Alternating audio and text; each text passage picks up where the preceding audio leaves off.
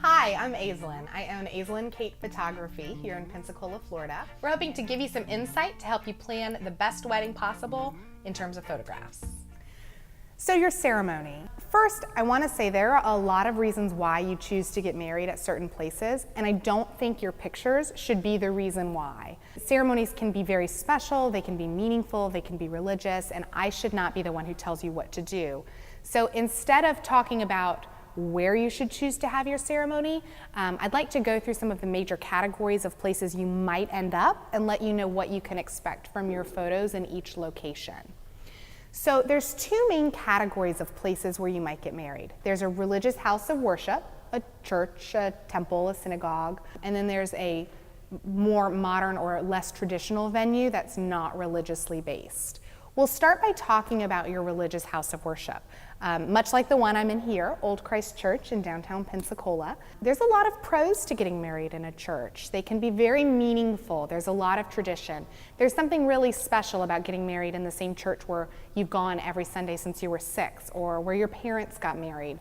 And photography can't change that, and it can't replicate that somewhere else. And often that's reason enough to choose to get married in a church. And a lot of churches provide beautiful opportunities for photographs, much like this one. You have beautiful stained glass windows and architectural details. However, something to think about when you are choosing to get married in a church is that most churches do place limitations on what your photographer is allowed to do. Most commonly, photographers are asked not to use flash, which is not the end of the world. Any good photographer has equipment and knows how to use it without using artificial light, but it does take a tool out of the toolbox in terms of creativity. Some churches are very picky in terms of movement, what we're allowed to do while we're shooting your wedding. This can vary greatly. I've had officiants ask me to find a location before the ceremony and stay still. It didn't matter where the location was. They just didn't want me scurrying around during the sanctity of the service. To more extreme limitations. I once had a church who didn't let me get within 100 feet of the altar. I had a church once that limited me to shooting from the balcony with the organ up back. These were fine. We got beautiful photos, and fortunately my clients knew in advance that that was the rule.